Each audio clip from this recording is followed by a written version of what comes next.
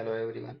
आज हम भारत का भौतिक पर्यावरण चैप्टर है उसका नेक्स्ट जो यूनिट है उसको डिस्कस करेंगे, जिसमें जलवायु, वनस्पति और मृदा से संबंधित तीन चैप्टर को इंक्लूड किया गया है। इसमें पहला जो यूनिट है, यूनिट का सब पार्ट है, उसमें मौसम एवं जलवायु से संबंधित है, जिसमें तापमान, वायुदाब, पवन और वर्षा का स्थानिक एवं कालिक वितरण।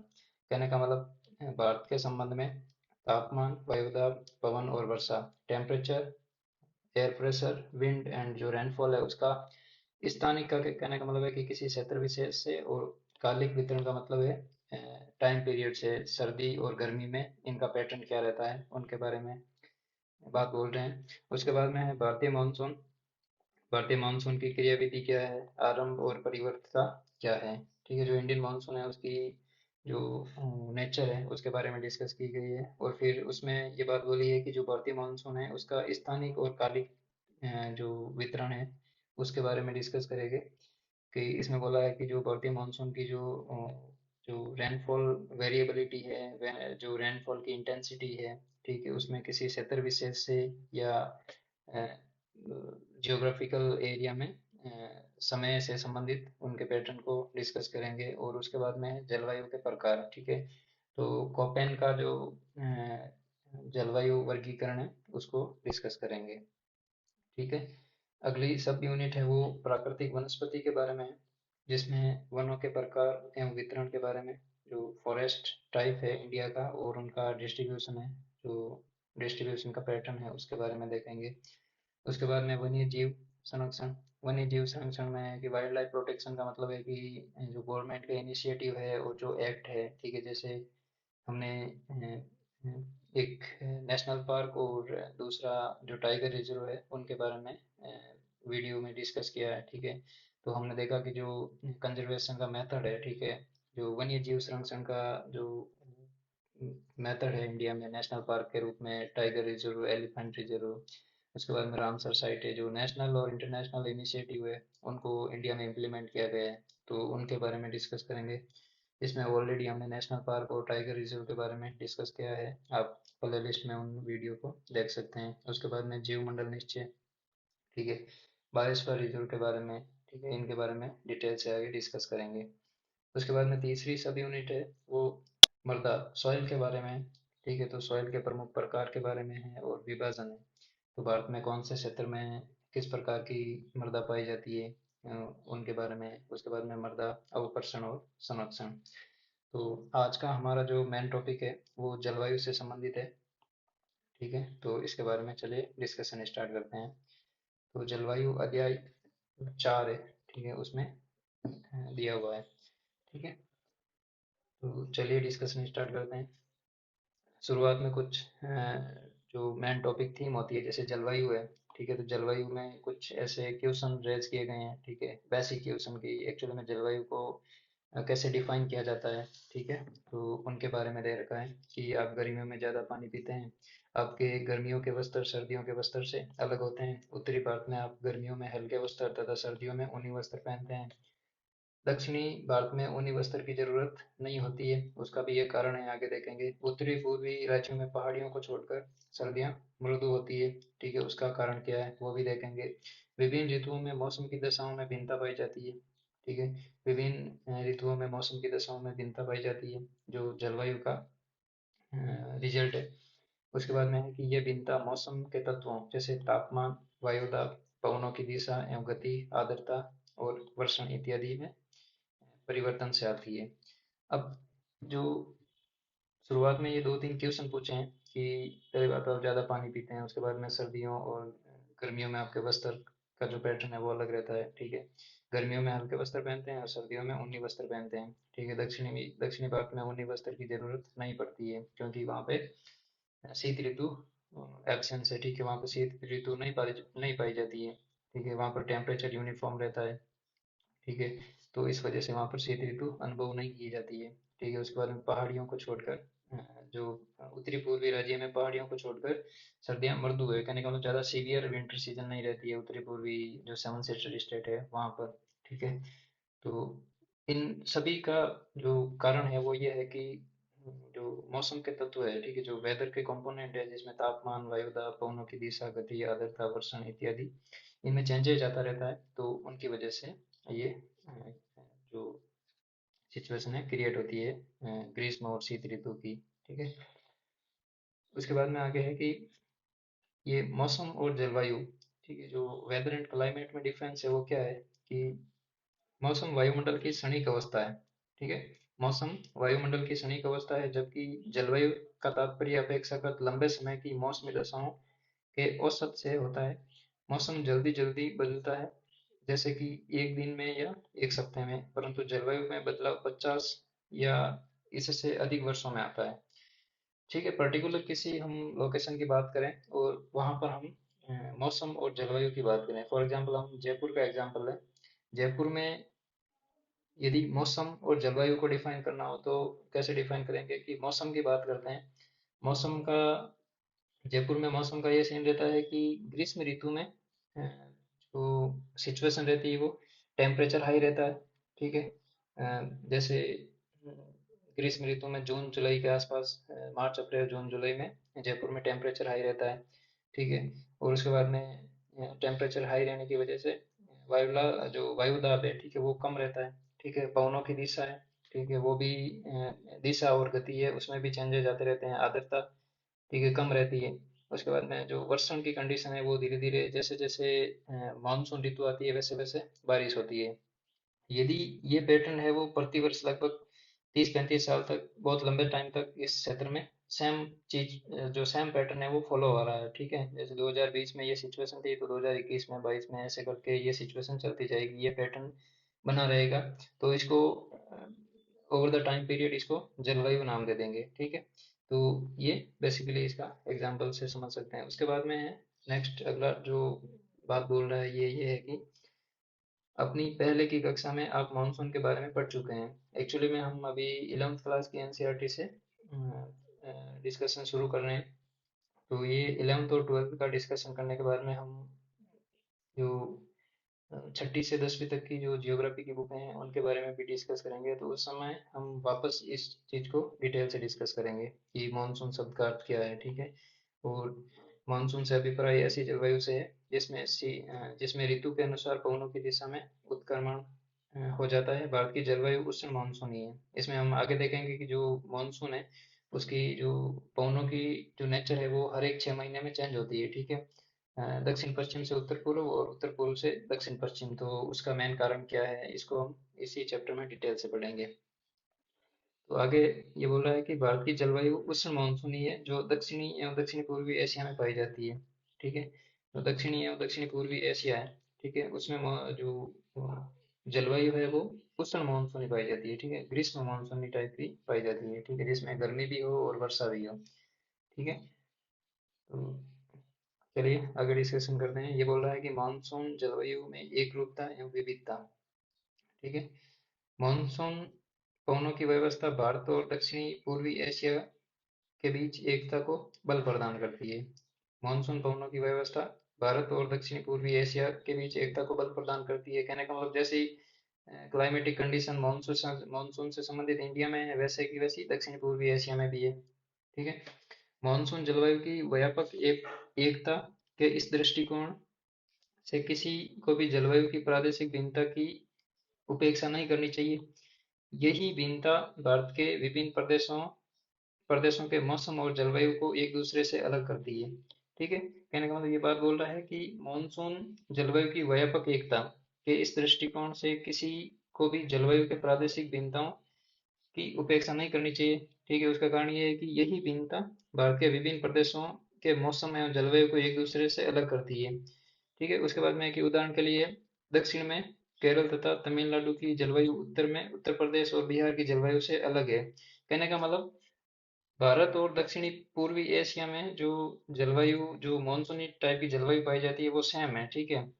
लेकिन प्रादेशिक भिन्नता है, जलवायु की प्रादेशिक भिन्नता है, उसकी उपेक्षा नहीं करनी चाहिए। कहने का मतलब इस दक्षिणी और दक्षिणी पूर्वी एशिया में मानसूनी टाइप की जलवायु तो पाई जाती है। ठीक है। लेकिन इसी रीजन में वापस, कहने का मतलब, और जो वेदर कंडीशन है उसमें भी डिफरेंस पाया जाता है। जैसे कि दक्षिण में केरल और तमिलनाडु की जलवायु और उत्तर में उत्तर प्रदेश और बिहार की जलवायु अलग है। फिर भी इन सभी राज्यों की जलवायु मानसूनी प्रकार की है। ऑल ओवर इस रीजन में देखें तो मानसूनी प्रकार की जलवायु है, ठीक है।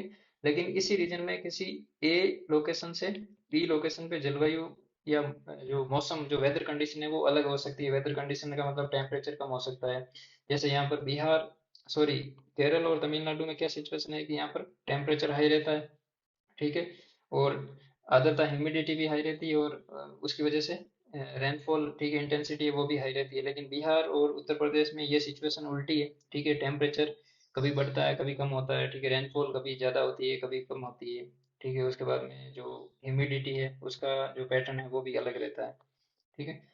उसके बाद में आगे बोल रहा है कि फिर भी इन सभी राज्यों की जलवायु मानसून प्रकार की है। भारत की जलवायु में अनेक प्रादेशिक भिन्नताएं हैं, जिन्हें पवनों के प्रतिरूप, तापक्रम और वर्षा ऋतु की लय तथा आर्द्रता एवं शुष्कता की मात्रा में भिन्नता के रूप में देखा जा सकता है। इस चैप्टर में हम पर्टिकुलर इसी जो लाइन है इसी को डिटेल में डिस्कस करेंगे कि ग्रीष्म ऋतु में पवनों के प्रतिरूप क्या है, तापक्रम क्या है, वर्षा का पैटर्न क्या है, उसके बाद में ऋतुओं की लय और आर्द्रता एवं शुष्कता की मात्रा में भिन्नता, ठीक है। ये सारा जो पैटर्न है वो शीत ऋतु और ग्रीष्म ऋतु में अलग अलग डिस्कस करेंगे।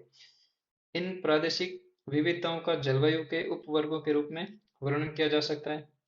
आइए हम तापमान, पवनों तथा वर्षा की इन प्रादेशिक विविधताओं को जरा गौर से अवलोकन करें, ठीक है। एक एग्जाम्पल दे रखा है, तो उस एग्जाम्पल को देखते हैं कि गर्मियों में पश्चिमी मरुस्थल में तापक्रम कई बार 55 डिग्री सेल्सियस को स्पर्श कर लेता है। जो अरावली के वेस्टर्न में जो थार मरुस्थल है, ठीक है, उसमें जो टेम्परेचर है कई बार 55 डिग्री सेल्सियस को टच कर जाता है। जबकि सर्दियों में लेह के आसपास तापमान 45 डिग्री सेल्सियस तक गिर जाता है। वहीं ग्रीष्म ऋतु में पश्चिमी मरुस्थल में तो तापमान प्लस 55 डिग्री सेल्सियस चला जाता है। जबकि लेह, ठीक है, वो हमने पढ़ा था फिजियोग्राफिक डिवीजन में, लेह लद्दाख में जो ठंडा मरुस्थल है उसमें जो टेम्परेचर है वो क्या, -45 डिग्री सेल्सियस तक गिर जाता है। राजस्थान के चूरू जिले में जून के महीने का किसी एक दिन का तापमान 50 डिग्री सेल्सियस अथवा इससे अधिक हो जाता है, जबकि उसी दिन अरुणाचल प्रदेश के तवांग जिले में तापमान मुश्किल से 19 डिग्री सेल्सियस तक पहुंचता है। उसके बाद में दिसंबर की किसी रात में लद्दाख के द्रास में रात का तापमान -45 डिग्री सेल्सियस तक गिर जाता है, जबकि उसी रात को तिरुवनंतपुरम अथवा चेन्नई में तापमान 20 डिग्री सेल्सियस से 22 डिग्री सेल्सियस के बीच में रहता है, ठीक है, के आसपास रहता है। तो ये जो एग्जाम्पल दिए गए हैं दो तीन, ठीक है, इनमें ये हमें बता रहा है कि दक्षिणी पूर्वी और दक्षिणी एशिया में मानसूनी टाइप की जलवायु पाई जाती है, लेकिन उसी दक्षिणी पूर्वी और दक्षिणी एशिया में प्रादेशिक विभिन्नता है, ठीक है, जलवायु और जलवायु के कंपोनेंट से संबंधित उसमें वेरिएशन है कि कहीं पर टेम्परेचर ज़्यादा है कहीं पर कम है। और ये पैटर्न है जो फॉलो होता रहता है। उसके बाद में आगे है कि उपयुक्त उदाहरण पुष्टि करते हैं कि भारत में एक स्थान से दूसरे स्थान पर तथा एक क्षेत्र से दूसरे क्षेत्र में दूसरे क्षेत्र के तापमान में ऋतुवंत अंतर पाया जाता है। इतना ही नहीं, यदि हम किसी एक स्थान के 24 घंटे का तापमान दर्ज करें तो उसमें भी विभिन्नताएं कम प्रभावशाली प्रतीत नहीं होती है। कहने का मतलब किसी एक पर्टिकुलर लोकेशन का टेम्परेचर भी देखा है ना तो वहां पे भी भिन्नताएं आती है। पहले तो हमने देखा था मरुस्थल में टेम्परेचर अलग है और लेह रीजन में अलग है। उसके बाद में हमने देखा कि जो अरुणाचल प्रदेश का तवांग रीजन है वहाँ पर टेम्परेचर अलग है, और उसके बाद में जो चेन्नई और तिरुवनंतपुरम है वहाँ का टेम्परेचर अलग है। लेकिन अब पर्टिकुलर किसी पॉइंट विशेष किसी लोकेशन विशेष पे हम टेम्परेचर देखें तो वहाँ पर भी 24 घंटे में विभिन्नताएं आती है। उसके बाद में एग्जाम्पल दे रखा है कि केरल और अंडमान द्वीप समूह में दिन और रात का तापमान मुश्किल से 7 डिग्री या 8 डिग्री सेल्सियस के अंतर में पाया जाता है, ठीक है। कहने का मतलब केरल और अंडमान द्वीप के आसपास का जो टेम्परेचर है वो मुश्किल से 7 डिग्री से 8 डिग्री के आसपास का डिफरेंस पाया जाता है। जबकि थार का मरुस्थल, ठीक है, थार मरुस्थल में यदि दिन का तापमान 50 डिग्री सेल्सियस हो जाता है तो वहाँ रात का तापमान 15 डिग्री सेल्सियस से 20 डिग्री सेल्सियस के बीच में पहुंच जाता है। कहने का मतलब जो थार का मरुस्थल है वहाँ पर टेम्परेचर जो वेरिएशन आता है वो लगभग 25-30 डिग्री सेल्सियस तक आ जाता है। जबकि वहीं केरल और अंडमान निकोबार के आसपास 7-8 डिग्री के आसपास वेरिएशन रहता है। उसके बाद में आगे बोल रहा है कि आइए अब हम वर्षण की प्रादेशिक विविध विविधताओं को देखें। पहले हमने टेम्परेचर को देख लिया, उसके बाद में हम रेनफॉल के बारे में देखते हैं। हिमालय में वर्षण मुख्यतः हिमपात के रूप में होता है, जबकि देश के अन्य भागों में वर्षण जल की बूंदों के रूप में होता है। हिमालय क्षेत्र में हिमपात होता है, वहाँ पे स्नोफॉल होता है, और ज़्यादा ही हाई इंटेंसिटी हो जाती है तो हिमपात होना शुरू होता है, बर्फ गिरनी शुरू हो जाती है। जबकि दूसरी तरफ मैदानी और पठारी क्षेत्रों में वर्षण जल बूंदों के रूप में होता है। इसी प्रकार केवल वर्षण के प्रकार में ही अंतर नहीं है, बल्कि वर्षण की मात्रा में भी अंतर पाया जाता है। पहले तो हमने दो टाइप देख लिए कि भाई साहब, हिमालयन बेल्ट में हिमपात के रूप में वर्षा होती है, जबकि अन्य भागों में वर्षण के रूप में जल के बूंदों के रूप में वर्षा होती है। वहीं दूसरी तरफ वर्षण की मात्रा में भी अंतर पाया जाता है। मेघालय की खासी पहाड़ियों में स्थित चेरापूंजी और मौसिनराम में औसत वार्षिक वर्षा 1080 सेंटीमीटर से ज्यादा होती है, जबकि इसके विपरीत राजस्थान के जैसलमेर में औसत वार्षिक वर्षा शायद ही 9 सेंटीमीटर से अधिक होती है। ठीक है। वर्षा की वर्षा का जो रूप है उसमें ही डिफरेंस नहीं पाया जाता है, जब बल्कि वर्षा की जो इंटेंसिटी है, जो वर्षा की प्राप्ति है, उसमें भी बहुत ज़्यादा चेंजेस पाया जाता है इंडियन सब कॉन्टिनेंट में। ठीक है, भारत के संबंध में। उसके बाद में मेघालय की गारो पहाड़ियों में स्थित तुरा एक ही दिन में उतनी वर्षा प्राप्त करता है जितनी जैसलमेर में 10 वर्षों में होती है। उत्तरी पश्चिमी हिमालय तथा पश्चिमी मरुस्थल में वार्षिक वर्षा 10 सेंटीमीटर से कम होती है, जबकि उत्तर पूर्व में स्थित मेघालय में वार्षिक वर्षा 400 सेंटीमीटर से ज्यादा होती है। उसके बाद में आगे बोल रहा है कि जुलाई या अगस्त में गंगा के डेल्टा तथा ओडिशा के तटीय भागों में हर तीसरे या पांचवें दिन प्रचंड तूफान मूसलाधार वर्षा होती है, जबकि इन्हीं महीनों में मात्र 1000 किलोमीटर दूर दक्षिण में स्थित तमिलनाडु का कोरोमंडल तट शांत एवं शुष्क रहता है। देश के अधिकांश भागों में वर्षा जून और सितंबर के बीच में होती है, किंतु तमिलनाडु के तटीय प्रदेशों में वर्षा शरद ऋतु में अथवा जाड़े के आरंभ में होती है, शीत ऋतु में होती है। आगे हम पढ़ेंगे इनका मेन कारण क्या है कि अधिकांश भारत में वर्षा जून और सितंबर में होती है, और तमिलनाडु के तटीय प्रदेशों में वर्षा शीत ऋतु या जाड़े के टाइम में आरंभ होती है। इन सभी भिन्नताओं और विविधताओं के बावजूद भारत की जलवायु अपनी लय और विशेषता में मानसूनी है। जलवायु तो मानसूनी है, लेकिन जो रीजनल वेरिएबिलिटी है in the sense of temperature, rainfall, wind direction, humidity, इनमें भिन्नताएं पाई जाती है। उसके बाद में भारत की जलवायु को प्रभावित करने वाले कारक। अब जो भारत की जलवायु है, मानसूनी जलवायु है, उसको प्रभावित करने वाले मेन कारक कौन से हैं, या किसी पर्टिकुलर जलवायु की बात करें तो उसमें चेंजेज कैसा आएगा। ठीक है, उसको प्रभावित कौन कौन से ऐसे कारक होंगे जो जलवायु को प्रभावित करेंगे। उसमें भारत के संबंध में है कि भारत की जलवायु को नियंत्रित करने वाले अनेक कारक हैं, जिन्हें मोटे तौर पर दो भागों में बांटा जा सकता है। पहला है स्थिति तथा उच्चावच संबंधी कारक, और दूसरा है वायुदाब एवं पवन संबंधी कारक। तो चलिए पहला डिस्कशन करते हैं, स्थिति तथा उच्चावच संबंधी कारक। स्थिति के संबंध में देखते हैं अक्षांश। अब भारत की मुख्य भूमि का अक्षांशीय एवं देशांतरीय विस्तार पहले से ही जानते हैं हमने। जो पहला चैप्टर है उसमें देखा था कि भारत है जो उत्तरी पूर्वी गोलार्ध में स्थित है। ठीक है, और उसकी अक्षांशीय और देशांतरीय विस्तृत स्थिति को भी हमने डिस्कशन किया था। अब ये भी जानते हैं कि कर्क रेखा पूर्व पश्चिम दिशा में देश के मध्य से गुजरती है। हमने डिस्कस किया था कि जो कर्क रेखा है वो भारत को बराबर दो भागों में बांटती है। ठीक है, जो गुजरात, राजस्थान, मध्य प्रदेश, छत्तीसगढ़, झारखंड, और वेस्ट बंगाल और त्रिपुरा और मेघालय वाली बेल्ट से गुजरती है। ठीक है, सॉरी, मिजोरम वाले बेल्ट राज्य स्टेट स्टेट से गुजरती है। ठीक है, तो इस प्रकार भारत की उत्तरी भाग शीतोष्ण कटिबंधीय है, और कर्क रेखा के दक्षिण में स्थित भाग उष्ण कटिबंधीय है। जो कर्क रेखा के दक्षिण में है वो तो है उष्ण कटिबंधीय, और जो कर्क रेखा के उत्तर में है वो है शीतोष्ण कटिबंधीय जलवायु प्रकार।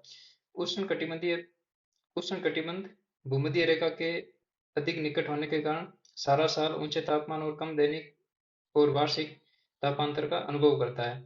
कहने का मतलब है कि 0 डिग्री अक्षांश यहाँ से गुजरता है। ठीक है, भूमध्य रेखा। ठीक है, तो ये जो कर्क रेखा और भूमध्य रेखा के बीच वाला रीजन है, यहाँ पर दैनिक तापांतर और जो वार्षिक तापांतर है उसमें ज़्यादा गैप नहीं होता। तो कहने का मतलब यहाँ पर जो क्लाइमेटिक कंडीशन है वो स्टेबल रहती है, ज़्यादा चेंजेस नहीं आता है। वार्षिक तापांतर का अनुभव करता है, कम दैनिक और वार्षिक तापांतर का अनुभव करता है। कर्क रेखा से उत्तर में स्थित भाग में भूमध्य रेखा से दूर होने के कारण उच्च दैनिक तथा वार्षिक तापांतर के साथ विषम जलवायु पाई जाती है। विषम का मतलब है कि अस्थायी क्लाइमेटिक कंडीशन उत्पन्न हो जाती है, ठीक है। तो हाई ह्यूमिडिटी की वजह से और हाई टेम्परेचर की वजह से, हाई जो विंटर सीजन की इंटेंसिटी है उसकी वजह से, तो विषम जलवायु से संबंधित दशाएं उत्पन्न होती है। उसके बाद में दूसरा है हिमालय पर्वत। उत्तर में ऊंचा हिमालय अपने सभी विस्तारों के साथ उत्तर में ऊंचा हिमालय अपने सभी विस्तारों के साथ एक प्रभावी जलवायु विभाजक की भूमिका निभाता है। यह ऊंची पर्वत श्रृंखला उपमहाद्वीप को उत्तरी पवनों से अभेद्य सुरक्षा प्रदान करती है। जमा देने वाली जमा देने वाली ये ठंडी पवनें उत्तर ध्रुव के निकट से पैदा होती है और मध्य तथा के पूर्व एशिया में आर पार बहती है। इसी प्रकार हिमालय पर्वत मानसून पवनों को रोककर उपमहाद्वीप में वर्षा का कारण बनता है। अब हिमालय की दो भूमिका है यहाँ पर। हमने फिजियोग्राफिक डिवीजन पढ़ा था, उस समय भी पढ़ा था कि यहाँ पर हिमालय स्थित है, ठीक है। तो हिमालय एक तो क्या करता है कि जो साइबेरिया से उत्तरी जो गोलार्ध से ठंडी पवनें आती है, ठीक है, उनको रोकता है, ठीक है। जो उनका टेम्परेचर बहुत लो होता है और वो इतनी ठंडी होती है कि जो ऊपरी सतह पर जो बर्फ की चादर टाइप एक सिचुएशन क्रिएट कर देती है, ठीक है। तो इनको हिमालय क्या करता है, दक्षिण में आने से रोकता है। और दूसरी तरफ जो दक्षिणी पश्चिमी मानसून की पवनें हैं, उनको हिमालय क्या करता है, रोकता है और यहाँ पर बारिश करने के लिए उनको मजबूर करता है, ठीक है। तो यदि हिमालय नहीं होता तो साइबेरिया की ठंडी पवनें पहली बात तो उत्तरी मैदानी क्षेत्र में और यहाँ प्रायद्वीपीय पठार तक चली जाती, तो वहाँ पर शीत ऋतु की इंटेंसिटी बढ़ जाती। और दूसरी तरफ यदि हिमालय नहीं होता तो ये जो ग्रीष्म ऋतु में और वर्षा ऋतु में, ग्रीष्म ऋतु के बाद में वर्षा ऋतु आती है और उसमें जो दक्षिणी पश्चिमी मानसूनी पवनें आती हैं, ये यहाँ पर मैदानी क्षेत्रों में बारिश नहीं करती, ये सीधी उत्तर में आगे चाइना की साइड में चली जाती। तो हिमालय का ये मेन रीजन है, ये मेन रोल है। उसके बाद में तीसरा है जल और स्थल का वितरण। भारत के दक्षिण में तीन और हिंद महासागर व उत्तर की ओर ऊंची व अविच्छिन्न पर्वत श्रेणी है। स्थल की अपेक्षा जल देर से गर्म होता है और देर से ही ठंडा होता है। कहने का मतलब स्थलीय जो पार्ट है वो जल्दी गर्म हो जाता है, जल्दी ठंडा हो जाता है। उसकी तुलना में जल अ, ठंडा होने में और गर्म होने में टाइम लेता है। जल और स्थल के इस विभेदी तापन के कारण भारतीय उपमहाद्वीप की विभिन्न ऋतुओं में विभिन्न वायुदाब प्रदेश विकसित होते हैं। कहने का जल और स्थल के इस विभेदी तापन, कहने का मतलब जो ये जल और स्थल के बीच में जो ठंडा होना और गर्म होने की जो गैप है, उसी के कारण भारतीय उपमहाद्वीप के विभिन्न ऋतुओं में विभिन्न वायुदाब प्रदेश विकसित हो जाते हैं। आगे हम डिटेल से पढ़ेंगे, ठीक है, स्थलीय और जलीय समीर के बारे में। तो उसके बाद आगे है कि वायुदाब में भिन्नता मानसूनी पवनों के उत्क्रमण का कारण बनती है। जो हाई प्रेशर और लो प्रेशर रीजन क्रिएट होता है ना, उनकी वजह से मानसूनी पवनें उत्क्रमण होती है, हर 6 महीने में अपनी डायरेक्शन बदलती है। उसके बाद में है समुद्र तट से दूरी। लंबी तटीय रेखा के कारण भारत के विस्तृत तटीय प्रदेश में समकारी जलवायु पाई जाती है। भारत के अंदरूनी भाग समुद्र के समकारी प्रभाव से वंचित रह जाते हैं। ऐसे क्षेत्र में विषम जलवायु पाई जाती है। कहने का मतलब जैसे जैसे समुद्र तल से दूर जाएंगे वैसे वैसे वहाँ पे विषम जलवायु दशाएं क्रिएट होगी। और जो तटीय रेखाएं हैं, कोस्टल एरिया है, वहाँ पर समान जलवायु दशाएं पाई जाती है। यही कारण है कि मुंबई तथा कोंकण तट के निवासी तापमान की विषमता और ऋतु परिवर्तन का अनुभव नहीं कर पाते हैं। जो कोस्टल एरिया में ह्यूमन सेटलमेंट है, वहाँ पर एक प्रकार की जलवायु पाई जाती है, तो वो तापमान की विषमता और ऋतु परिवर्तन को अनुभव नहीं कर पाते हैं। जैसे मैदानी क्षेत्रों में शीत ऋतु और ग्रीष्म ऋतु का एक साइकिल चलता है। दूसरी ओर समुद्र तट से दूर देश के आंतरिक भाग में स्थित दिल्ली, कानपुर, अमृतसर में मौसमी परिवर्तन पूरे जीवन पर प्रभावित होता है। कभी शीत ऋतु, कभी वर्षा, कभी बारिश, ठीक है, ये सिचुएशन चलती रहती है, ये साइकिल चलता रहता है। समुद्र तल से ऊंचाई। अब एक तो है समुद्र तट से दूरी, दूसरी बात है समुद्र तल से ऊंचाई। ऊंचाई के साथ तापमान घटता है। विरल वायु के कारण पर्वतीय प्रदेश मैदानों की तुलना में अधिक ठंडे होते हैं। कहने का मतलब ये मेन सी लेवल है और यहाँ पर ये पर्वतीय प्रदेश है। पर्वतीय प्रदेश में क्या होगा, वायु विरल पाई जाएगी, ठीक है। तो इसकी वजह से ये मैदानों की तुलना में ज्यादा अधिक ठंडे होते हैं। जैसे जैसे हमने पढ़ा, ये बेसिक कॉन्सेप्ट है कि जैसे जैसे समुद्र तल से ऊंचाई पे जाते हैं, हाई एल्टीट्यूड वाले एरिया में जाते हैं, तो वहाँ पर क्या है कि टेम्परेचर कम होता जाता है। टेम्परेचर कम होने का मतलब है कि वहाँ पे शीत दशाएं पाई जाती है। उदाहरणतः आगरा और दार्जिलिंग एक ही अक्षांश पर स्थित है, किंतु जनवरी में आगरा का तापमान 16 डिग्री सेल्सियस, जबकि दार्जिलिंग में ये 4 डिग्री सेल्सियस होता है। आगरा और दार्जिलिंग एक ही अक्षांश पर स्थित है। ठीक है। आगरा मैदानी एरिया में स्थित है, वहां पर टेम्परेचर 16 डिग्री सेल्सियस रहता है जनवरी में। ठीक है। किंतु दार्जिलिंग है जो पहाड़ी एरिया में है, ठीक है, यहाँ पर ऊंचाई पर स्थित है, तो इसकी वजह से यहाँ पर जनवरी का टेम्परेचर है वो 4 डिग्री सेल्सियस के आसपास रहता है। तो ये समुद्र तल से जो ऊंचाई है उससे भी जलवायु दशाओं में परिवर्तन आता है। उसके बाद में उच्चावच भारत का भौतिक स्वरूप अथवा उच्चावच तापमान, वायुदाब, पवनों की गति और दिशा तथा ढाल की मात्रा और वितरण को प्रभावित करता है। ढाल की मात्रा और वितरण को प्रभावित करता है, कहने का मतलब भारत का भौतिक स्वरूप अथवा उच्चावच, ये दोनों क्या करते हैं, भौतिक स्वरूप जिसमें हमने पढ़ा था हिमालय, मैदान, पर्वतीय पठार और अ, जो वेस्टर्न और ईस्टर्न घाट है, उनकी वजह से क्या होता है, तापमान, वायुदाब, पवनों की गति, दिशा और तथा ढाल की मात्रा और वितरण को प्रभावित करता है। उदाहरणतः जून और जुलाई के बीच पश्चिमी घाट तथा असम के पवना भी सॉरी पवना पवनाभिमुखी ढाल अधिक वर्षा प्राप्त करते हैं, जबकि इसी दौरान पश्चिमी घाट के साथ लगा दक्षिणी पठार पवनाभिमुखी स्थिति के कारण कम वर्षा प्राप्त करता है। कहने का मतलब जो ये वेस्टर्न कोस्ट है, जो पश्चिमी घाट है, यहाँ पर स्थित है, और ये असम वाला एरिया है। यहाँ पर क्या होता है, जून और जुलाई के बीच पश्चिमी घाट तथा असम का पवना विमुखी ढाल अधिक वर्षा प्राप्त करता है। ये वाला जो तटीय एरिया है, यहाँ पर बारिश अधिक होती है, और असम वाले इस रीजन में ऊपर आगे हिमालयन आ जाता है, ठीक है, और इधर उत्तरी पूर्वी पहाड़ियों वाला बेल्ट आ जाता है। तो जो पवनाभिमुखी ढाल है, जहाँ पर मानसूनी पवन पवनों के सामने जो रीजन है, ठीक है, तो वहां पर ज्यादा बारिश होती है। जैसे ही पवनें पश्चिमी घाट को क्रॉस करेगी, दूसरी तरफ जाती है पवनें, तो पवनें क्या करती है, सारी वर्षा है जो पश्चिम वाले एरिया में, इस एरिया में कर देती है, और पवनें दूसरी तरफ जाने से पहले शुष्क हो जाती है। उसी तरह असम वाले रीजन में भी पवनें क्या करती है, जैसे ही हिमालयन गिरिपाद वाले रीजन में जाती है, तो वहां पर अ, ऊंचाई पर चढ़ने से पहले ही यहाँ पर सारी वर्षा है जो यहाँ पर कर देती है, इस वजह से आगे ज्यादा बारिश नहीं हो पाती है। तो इस वजह से जो अ, दक्षिणी पठार का पवनाभिमुखी जो क्षेत्र है, वहां पर कम वर्षा प्राप्त होती है, जो सेंट्रल हाईलैंड वाला पोर्शन है यहाँ पर। आगे ये बोला है, वायुदाब एवं पवनों से जुड़े कारक।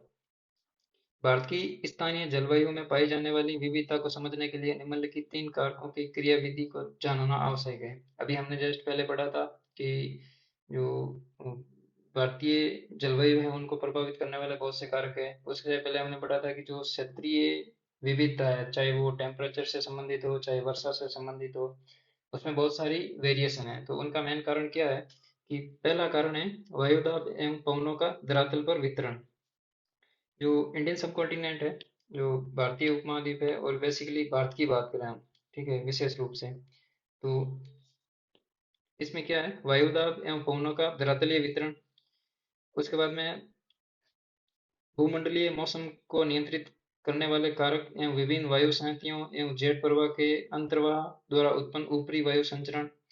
इसमें पहला तो है वायुदाब एवं पवनों का धरातल पर वितरण, कहने का मतलब प्रेशर कंडीशन और जो विंड की डायरेक्शन और मूवमेंट है, स्पीड है, उनके बारे में है। दूसरा है कि भूमंडलीय मौसम को नियंत्रित करने वाले कारक।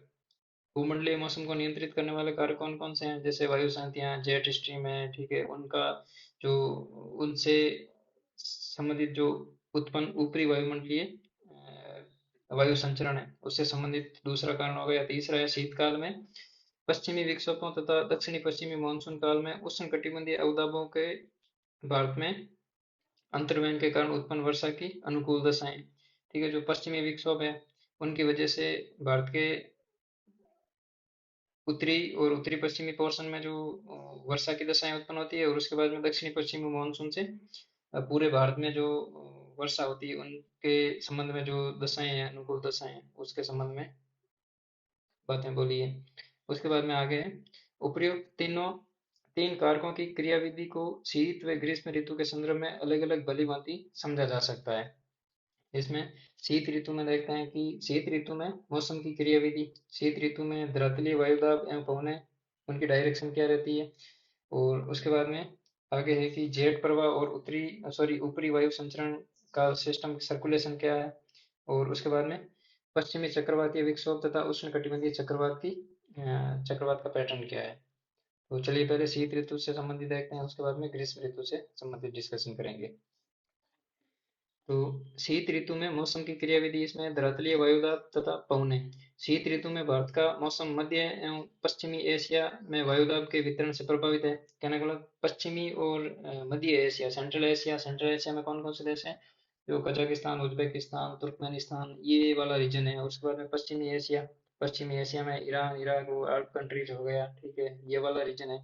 वहां पर जो वायुदाब का वितरण है, उसकी वजह से भारतीय मौसम प्रभावित रहता है। इस समय हिमालय के उत्तर में तिब्बत पर उच्च वायुदाब केंद्र स्थापित हो जाता है।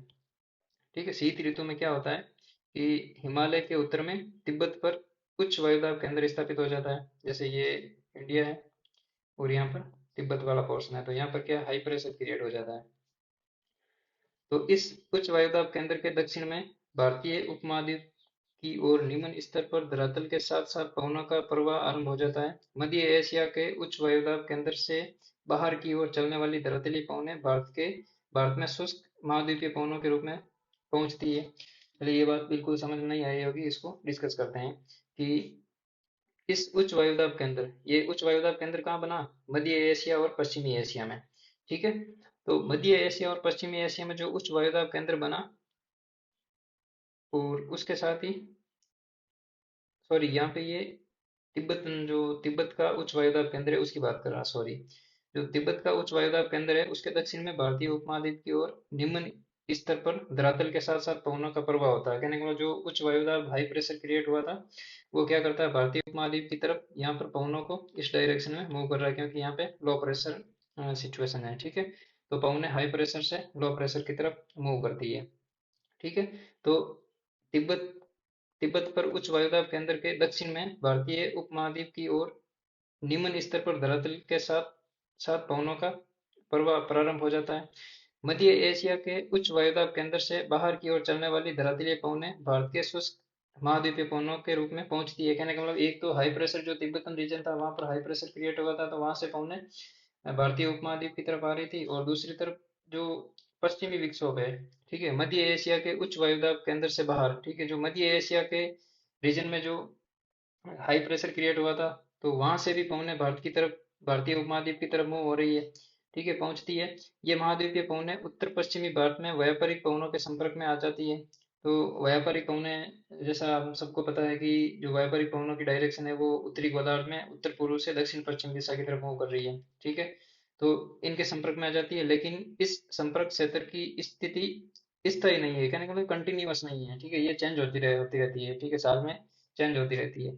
कई बार तो इसकी स्थिति खिसक कर पूर्व में मध्य गंगा घाटी के ऊपर पहुंच जाती है। परिणाम स्वरूप मध्य गंगा घाटी तक संपूर्ण उत्तरी पश्चिमी तथा उत्तरी भारत इन शुष्क उत्तरी पश्चिमी पवनों के प्रभाव में आ जाता है। कहने का मतलब सिंपल सी बात है, यहाँ पे ये बोल रहा है कि एक मिनट, एक तो तिब्बत वाले रीजन में हाई प्रेशर क्रिएट होता है, और एक मध्य एशिया में हाई प्रेशर क्रिएट होता है। ठीक है, ये दो हाई प्रेशर वाले रीजन है।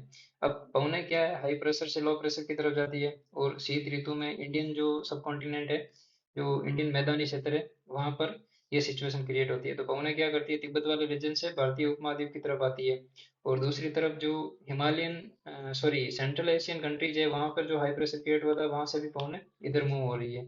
ठीक है, तो इनकी जो डायरेक्शन है, इसको ये व्यापारिक पवनों के साथ में मिल जाती है। ठीक है, तो इसकी वजह से ये मध्य गंगा घाटी तक इसका जो इम्पैक्ट है वो पहुंच जाता है। ठीक है, उसके बाद में जेट प्रवाह और ऊपरी वायु परिसंचरण। जिन पवनों का ऊपर वर्णन किया गया है, वे धरातल के निकट या वायुमंडल की निचली सतहों में चलती है। निचले वायुमंडल के सौर मंडल पर धरातल से लगभग 3 किलोमीटर ऊपर बिल्कुल भिन्न प्रकार की वायु संचरण होती है। कहने का मतलब जेट प्रवाह और ऊपरी वायु संचरण का क्या रोल है भारतीय जलवायु में। जिन पवनों का ऊपर वर्णन किया गया, हमने ये पवने वर्णन अभी ये दो पवने देखी थी, एक तो मध्य एशिया और पश्चिमी एशिया की, और दूसरी तिब्बतियन उच्च वायुदाब केंद्र की। ठीक है, तो जिन पवनों का ऊपर वर्णन किया गया है, वे धरातल के निकट या वायुमंडल की निचली सतह पर चलती है। ये दोनों पवने हमने देखा था कि जो भारत का मैदानी क्षेत्र है, उस साइड में आती है, समतल मतलब कहने का मतलब सतह के समीप से। तो वे धरातल के निकट या वायुमंडल के निचली सतह पर चलती है। निचले वायुमंडल के क्षोभ मंडल पर धरातल से लगभग 3 किलोमीटर ऊपर बिल्कुल इस प्रकार की बिल्कुल भिन्न प्रकार की वायु का संचरण होता है। जो हमने पहले पढ़ा था वो क्या धरातल पर चल रही थी, लेकिन 3 किलोमीटर ऊपर इनकी जो डायरेक्शन है वो बिल्कुल भिन्न प्रकार की वायु का संचरण होता है। ऊपरी वायु संचरण के निर्माण में पृथ्वी के धरातल के निकट वायुमंडलीय दाब की भिन्नता की कोई भूमिका नहीं होती है। कहने का मतलब ऊपरी वायु संचरण है, जो ऊपरी वायु संचरण है उसके निर्माण में, ऊपरी वायु संचरण के निर्माण में पृथ्वी के धरातल के निकट वायुमंडलीय दाब की भिन्नताओं की कोई भूमिका नहीं है। जो हाई प्रेशर और लो प्रेशर क्रिएट होता है ना सतह पर, उनकी इस ऊपरी वायु संचरण के निर्माण में कोई भूमिका नहीं होती है। 9 से 13 किलोमीटर की ऊंचाई पर समस्त मध्य एवं पश्चिमी एशिया, पश्चिम से पूर्व की ओर बहने वाली पछुआ पवनों के प्रभावधीन होता है। कहने को 9 किलोमीटर से 13 किलोमीटर ऊंचाई पर जो ऊंचाई पर समस्त मध्य एवं पश्चिमी एशिया, ठीक है, जो सेंट्रल और वेस्टर्न एशिया है, ये पश्चिमी एशिया है, ठीक है, और पश्चिमी मध्य एशिया है। यहाँ पर क्या है कि 9 से 13 किलोमीटर की ऊंचाई वायुमंडल में, ये सिचुएशन वायुमंडल में है, क्या है, पश्चिम से पूर्व की ओर, जो पश्चिम से पूर्व की ओर जो पवनें बहती है, बहने वाली पश्चिम से पूर्व बहने वाली पछुआ पवनों के प्रभावधीन होता है। ठीक है, ये जो एयर सर्कुलेशन है वो पछुआ पवनों के प्रभावधीन होता है, पछुआ पवनों से इम्पैक्ट होता है। ये पवनें तिब्बत के पठार के समानांतर हिमालय के उत्तर में एशिया महाद्वीप पर चलती है। ये पवनें तिब्बत के पठार के समानांतर हिमालय के उत्तर में एशिया महाद्वीप पर चलती है। इन्हें जेट प्रवाह कहा जाता है। जो 9 से 13 किलोमीटर हाइट पर चलती है ना, इन्हें जेट प्रवाह कहा जाता है। तिब्बत उच्च भूमि इन जेट प्रवाहों के मार्ग में अवरोधक होती है। ये जैसे तिब्बत है और यहाँ पर 9 से 13 किलोमीटर ऊंचाई पर पवनें चलती है, जेट प्रवाह बोलते हैं जिसको। तो ये तिब्बतियन जो रीजन है ना, उच्च भूमि तिब्बतियन हाईलैंड, ये क्या करता है, जेट स्ट्रीम को डिस्टर्बेंस करता है, ठीक है, यहाँ पे अवरोधक क्रिएट करता है, अवरोधक का काम करती है, जिसके परिणाम स्वरूप जेट प्रवाह दो भागों में बंट जाता है। इसकी एक शाखा तिब्बत के पठार के उत्तर में बहती है और जेट प्रवाह की दक्षिणी शाखा हिमालय के दक्षिण में पूर्व की ओर बहती है। हिमालय के दक्षिण में पूर्व की ओर एक शाखा तो क्या करती है, तिब्बत के पठार के उत्तर की तरफ बहती है, ठीक है, जिसका हमें कोई लेना देना नहीं है। ठीक है, जो दक्षिणी शाखा है जो हिमालय के दक्षिण में पूर्व की तरफ बहती है, ये हिमालय इसके दक्षिण में पूर्व डायरेक्शन में बहती है। इससे हमें मतलब इस चीज को हमें अच्छे से डिस्कस करना है। ठीक है, तो कहने का मतलब जो 9 से 13 किलोमीटर उत्तर में सॉरी ऊंचाई पर जो जेट प्रवाह बहता है, उसकी जो बाइफरकेशन है वो किसकी वजह से होती है, तिब्बतियन हाईलैंड की वजह से होती है। और उसकी एक शाखा उत्तर में और दूसरी शाखा है जो हिमालय के दक्षिण में पूर्व की तरफ बहती है। इस दक्षिणी शाखा की औसतन स्थिति स्थिति फरवरी में लगभग 25 डिग्री उत्तरी अक्षांश रेखा के ऊपर होती है। 25 डिग्री उत्तरी अक्षांश का मतलब है कि कर्क रेखा के लगभग समीप, कर्क रेखा के उत्तर में ही है लेकिन उसके आसपास। तथा इसका दाब स्तर 200 से 300 मिलीबार होता है। जो एयर प्रेशर है वो कितना, 200 से 300 मिलीबार होता है। ऐसा माना जाता है कि जेट प्रवाह की यही दक्षिणी शाखा भारत में जाड़े के मौसम पर महत्वपूर्ण प्रभाव डालती है। जो शीत ऋतु में जो मौसम होता है भारतीय रीजन में, मैदानी क्षेत्रों में, प्रायद्वीपीय पठार में, ये शाखा उसको प्रभावित करती है। उसके बाद में पश्चिमी चक्रवातीय विक्षोभ तथा उष्णकटिबंधीय चक्रवात। अब पश्चिमी विक्षोभ और उष्णकटिबंधीय चक्रवात की क्या भूमिका है शीत ऋतु में। जो भारतीय उपमहाद्वीप में जाड़े के मौसम में पश्चिम तथा उत्तर पश्चिम में प्रवेश करते हैं, क्या पश्चिमी विक्षोभ, पश्चिमी विक्षोभ जो भारतीय उपमहाद्वीप में जाड़े के मौसम में पश्चिम से पश्चिम तथा उत्तर पश्चिम में प्रवेश करते हैं, भूमध्य सागर पर उत्पन्न होते हैं। ये भूमध्य सागर है। एक मिनट,